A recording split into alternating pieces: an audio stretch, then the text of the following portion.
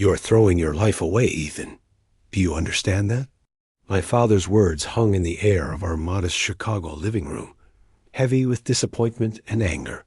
I stood before him, 20 years old, clutching the letter that had just shattered his image of my future, my college withdrawal form. I'm not throwing anything away, I replied, trying to keep my voice steady. I'm choosing a different path. My mother, seated on the couch with her hands clasped tightly in her lap, shook her head. Different? You mean worse. Your brother Michael is finishing medical school next year. Your sister Rebecca just made partner at her law firm. And you want to what? Play with computers in your bedroom?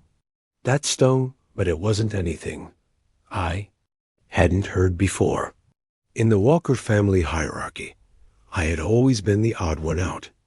Michael, the eldest, was the golden child straight, a student, star athlete, now future doctor. Rebecca, the middle child, was the determined one-debate team captain, class president, now rising attorney. And then there was me, Ethan, the dreamer, the tinkerer, the disappointment. It's not playing with computers, I said, for what felt like the 1,000th time. Clara and I developed a new algorithm for data processing that could revolutionize how Clara, my father interrupted, practically spitting out her name. That Johnson girl from the East Side? The one with the single mother? She's encouraging this nonsense? I felt my face flush with anger. Clara Johnson had been my best friend since 10th grade when we were paired for a science project. She was brilliant, far smarter than me, with an intuitive understanding of coding that left our teachers in awe. The fact that she came from a less affluent neighborhood or that her mother raised her alone had nothing to do with her talent or character. Clara is the most gifted programmer I've ever met, I said firmly. And yes, she believes in this project as much as I do. Northwestern offered her a full scholarship, and she's deferring it to work with me. My mother gasped. She's throwing away a scholarship? Oh, Ethan, now you're ruining her life too. I closed my eyes briefly, summoning patience. We're not having this conversation again. I didn't come here for permission. I came to inform you of my decision. My father stood up, his 6'2" frame towering over me, despite my own 6 feet. You listen to me, son? You walk out that door to chase this fantasy, and you're on your own. No more tuition money, no more allowance, no more safety net. You understand me? I understood perfectly. The tuition money was the least of my concerns. I'd already calculated that the funds from my withdrawn semester would give Clara and me enough runway for 6 months of development work. As for the safety net, I'd never really felt its security anyway. Not when every achievement of mine was measured against my siblings' greater ones. I understand, I said quietly. You'll fail, my father continued, his voice dropping to something almost like pity. And when you do, don't come crawling back here expecting us to pick up the pieces. I looked at him, really looked at him, and saw something I'd never noticed before. Fear. My father, the successful insurance executive who'd climbed the corporate ladder through sheer force of will, was afraid. Not of my failure, but of my choice to step off the path he understood. I might fail, I acknowledged, but I'd rather fail at something I believe in than succeed at something that makes me miserable. My mother began to cry softly. Why can't you just be normal, Ethan? Why? Can't you be more like Michael and Rebecca? There it was. The question that had shadowed my entire childhood. Why couldn't I be more like my siblings? Why did I always have to be the difficult one, the questioning one, the one who couldn't just follow the script? Because I'm not them. I said simply, I never will be. I left that night with a duffel bag of clothes in my laptop. Clara was waiting for me in her beat-up Honda Civic at the end of the block, her dark curls pulled back in a messy ponytail, her eyes anxious behind. Her glasses. How'd it go? she asked as I threw my bag in the back seat. Exactly as expected, I replied, buckling my seatbelt. They think we're going to fail spectacularly. Clara nodded, putting the car in drive. So we'll just have to succeed spectacularly. Instead, we drove to the tiny one-bedroom apartment we'd rented in a not great part of town. The rent was cheap enough that we could afford it, with what was left of my tuition refund and Clara's savings from her part-time coding jobs. The second bedroom was actually a converted garage attached to the building, perfect for setting up our workstations and the server we'd built from salvaged parts. That night, as we sat on the floor of our empty living room eating pizza straight from the box, Clara looked at me seriously. "Are you sure about this, Ethan? Your parents have never understood me," I finished for her. "And they never will unless I prove them wrong." Clara nodded, but her expression remained troubled. "It's just ... You're giving up a lot. Your family's support, your degree." "I'm not giving up anything that matters," I said firmly. "The degree? I've learned more from our independent projects than I ever did in class. And my family's support has always been conditional on me being someone I'm not." "And you're sure about me?" she asked, her voice smaller than usual. "Your dad's right about one thing. I don't come from money. I don't have connections. If we fail..." "We won't fail," I interrupted. "And even if we do, we'll fail together, learn from it, and try again. That's the difference between us and them, Clara. They see failure as the end. We see it as data." She smiled then, the worry lines easing from her forehead. "Data. I like that." We stayed up until 3 a.m. that night, refining our business plan, sketching architecture diagrams on the backs of pizza boxes, and dreaming of what our company could become. We named it Quantum Leap Technologies, partly as a nod to the quantum computing principles we were incorporating, partly as an inside joke about the leap of faith we were taking. The next morning, I woke up on our cheap air mattress to the sound of Clara already typing away at her keyboard. Through the thin wall, I could hear her muttering to herself as she coded a habit I'd grown to find endearing. I checked my phone. 3 missed calls from my mother, 1 from Rebecca. No voicemails. No text messages asking if I was okay or where I was staying. Just missed calls, probably attempts to convince me to come to my senses. I put the phone down without returning the calls and joined Clara in our makeshift office. On the wall, she'd taped a large piece of paper with a single sentence written in her neat handwriting. "The real failure isn't falling down. It's refusing to get back up." "I thought we needed a motto," she said, not looking up from her screen. I smiled, feeling a surge of certainty despite everything. "It's perfect." Little did I know then how many times we would need to remind ourselves of those words in the months and years ahead. How many times we would fall, dust ourselves off, and rise again. How the path from that garage to where we are today would be longer and harder than either of us could have imagined. But standing there that morning, looking at Clara's determined profile, illuminated by the glow of her monitor, I knew one thing with absolute clarity. I had made the right choice. Whatever happened next, I was finally living on my own terms. And that, in itself, meant I had already succeeded in the way that mattered most. 6 months into our venture, the reality of entrepreneurship had thoroughly stripped away any romantic notions we might have harbored. Our initial funding, my tuition refund, and Clara's savings was nearly depleted. We had developed a working prototype of our data processing algorithm, but we were still months away from having a marketable product. "Ramen or spaghetti tonight?"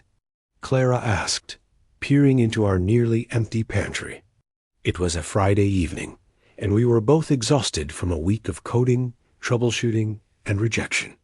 "Surprise me," I replied, not looking up from my screen, where I was trying to fix a particularly stubborn bug in our code. We had fallen into a routine of sorts. 18-hour workdays, minimal sleep, and food chosen based on cost rather than nutrition. Our apartment had transformed into a chaotic workspace, whiteboards covered in diagrams, sticky notes plastered across every surface, empty coffee cups creating precarious towers on any available flat space. Earlier that day, we had pitched our concept to the fifth venture capital firm in 2 months. Like the previous 4, they had passed. "Your technology is interesting," the lead investor had said, leaning back in his ergonomic chair. "But neither of you has any track record. No completed degrees, no industry experience. Come back when you've got a finished product and some actual customers." It was a catch-22 that was becoming painfully familiar. We needed funding to complete the product, but couldn't get funding without a completed product. "We need to change our approach," Clara said, setting a bowl of spaghetti with jarred sauce in front of me.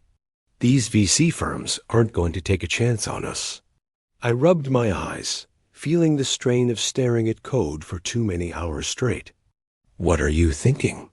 "We pivot to services temporarily," she said, sitting cross-legged on the floor beside me. "Use our skills to do consulting work.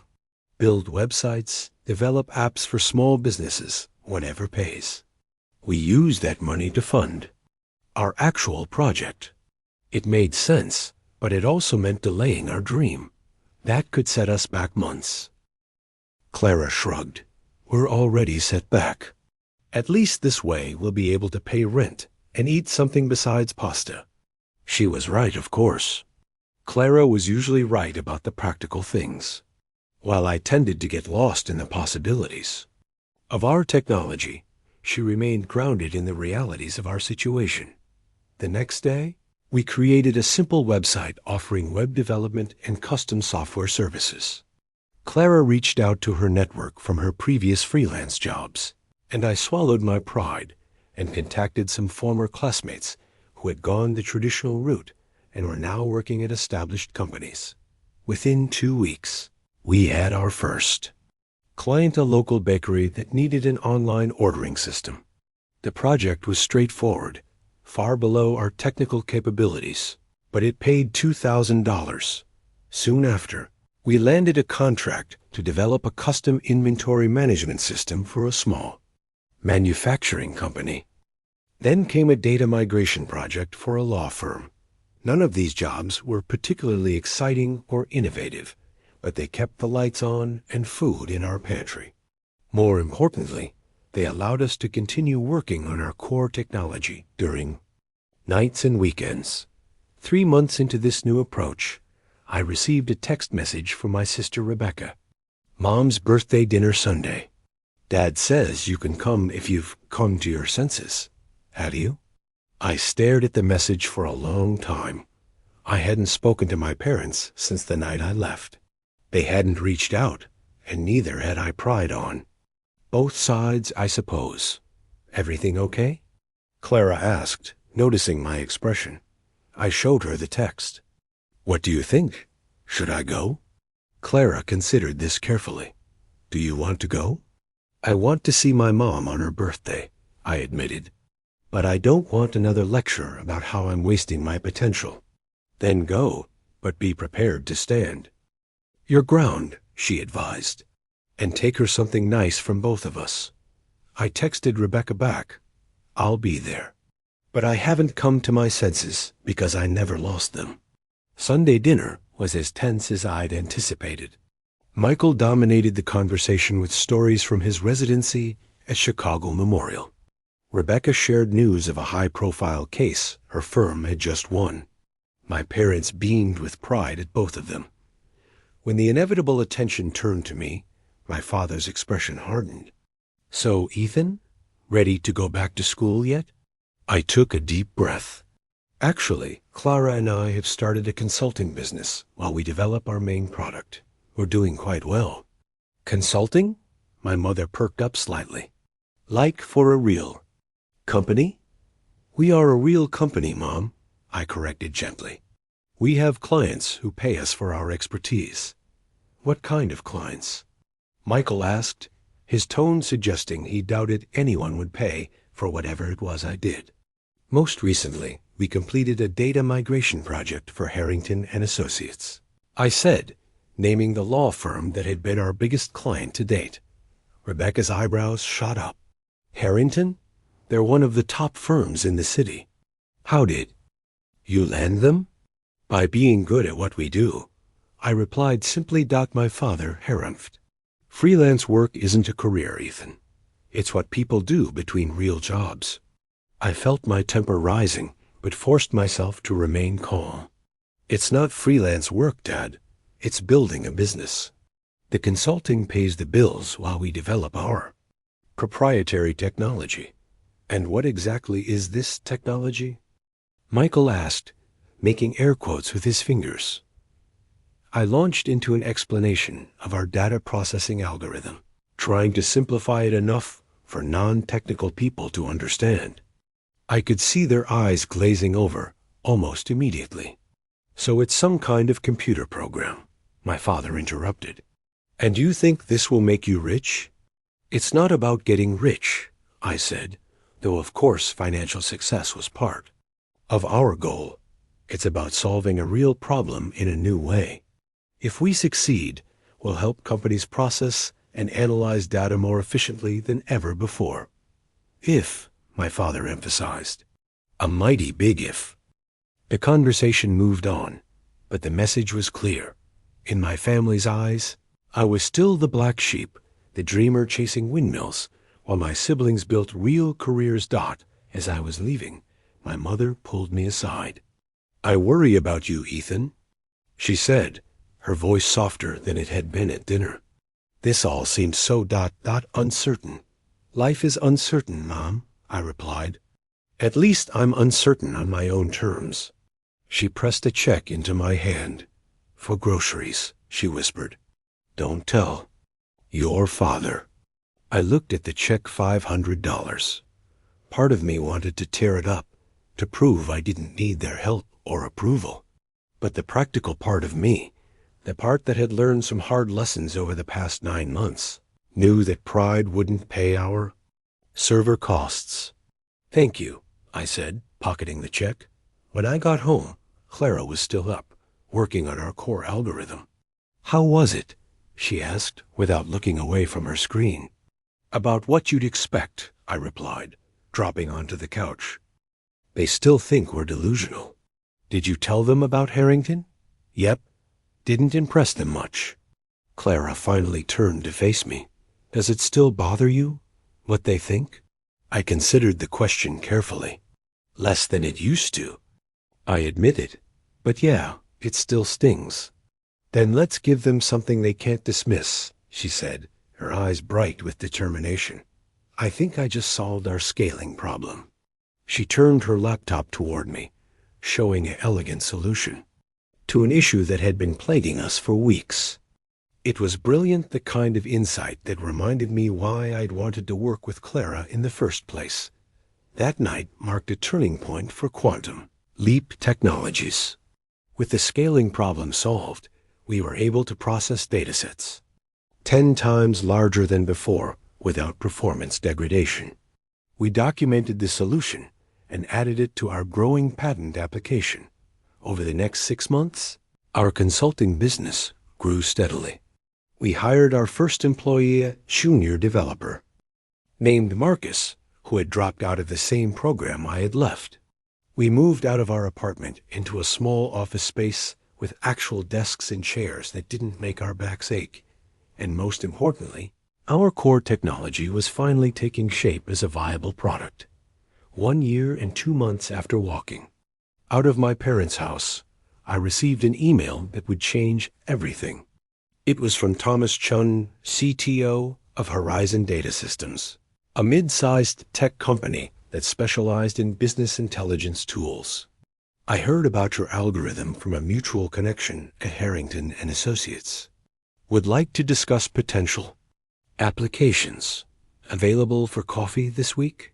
Clara and I spent hours preparing for that meeting, refining our pitch, practicing our demonstration, anticipating questions and objections.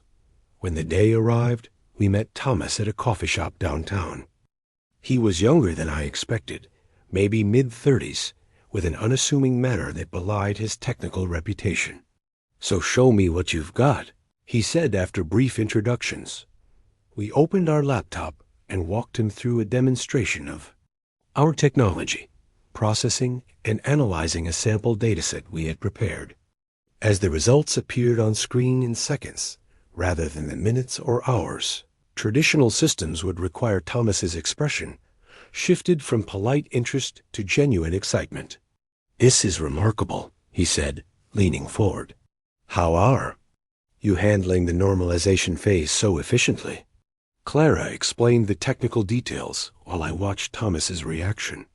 He was asking the right questions, understanding the implications of what we had built. "I'll be direct," he said when we had finished. "Horizon has been working on similar technology for 2 years without achieving what you just showed me. I think we should talk about acquisition." Clara and I exchanged glances. We hadn't been expecting an acquisition offer. We had been hoping for a partnership, maybe some investment.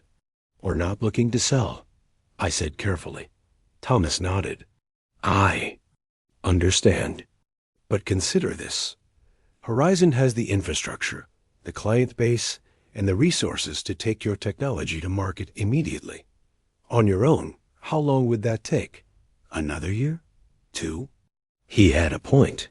Even with our growing consulting revenue, we were still months away from a market-ready product, and years away from the kind of distribution network Horizon already possessed.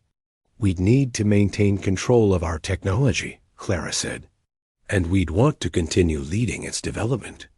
Thomas smiled. "That's exactly what we'd want too.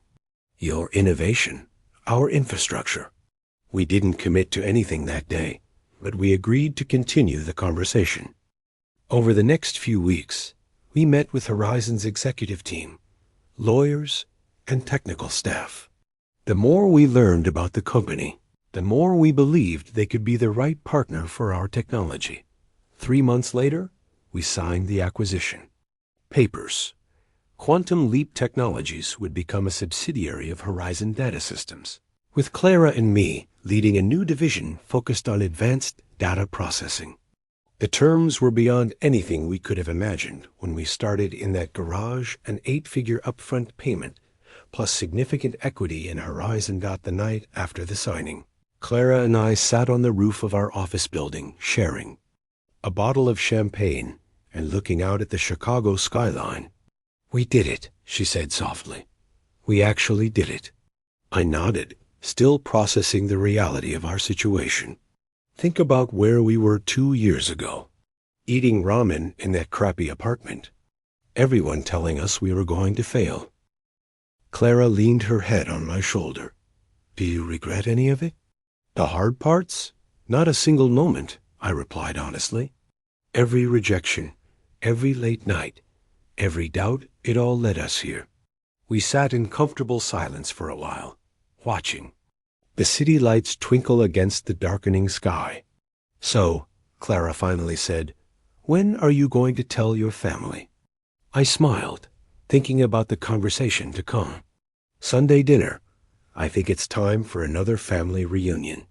Little did I know that Sunday dinner would be just the beginning of a whole new chapter 1 that would test our relationships, our technology, and our vision in ways we couldn't possibly anticipate. I brought Clara to Sunday dinner at my parents' house, deciding not to reveal our big news until we were all seated together.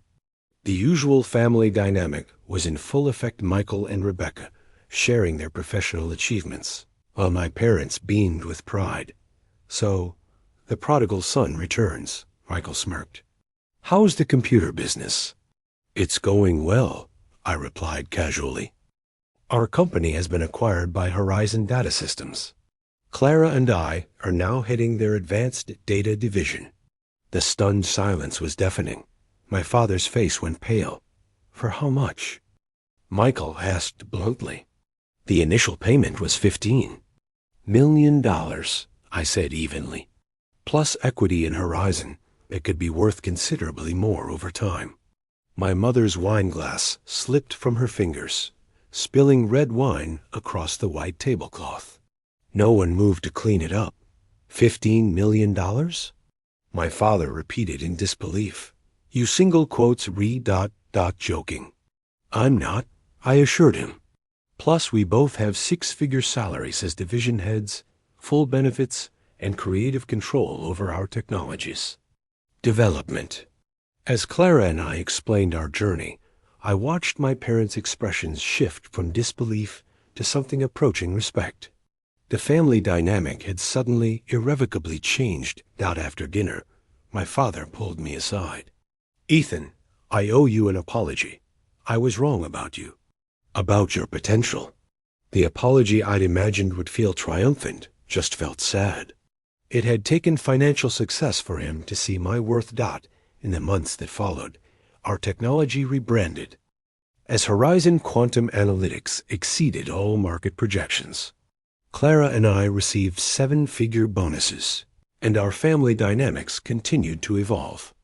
Michael confessed his disillusionment with his medical career, drowning in student debt and bureaucracy. Rebecca's law firm was going through a difficult merger, putting strain on her relationship with her fiancé James. I decided to help them both paying off Michael's medical school loans in exchange for his commitment to work at a free clinic, 1 day a week, and investing in Rebecca and James starting their own boutique. Law practice focused on areas they were passionate about. My father was surprised by my generosity. You don't have to do this, you know. They made their choices, just as you made yours. I know, I replied, but I want to. They're my siblings, and I can help them be happier in their careers. He looked at me with wonder. When did you get so wise? I smiled. Probably around the same time I became such a failure. As Clara and I walked along the Chicago riverfront that night, I felt a profound sense of peace. For years, all I wanted was for them to see that I wasn't a failure. I told her. Now that they do, I realize their opinion was never the point. So what was the point? Clara asked. To build something meaningful. To stay true to our vision when everyone said we were wrong. To prove to ourselves that we could do it. She nodded. And we did.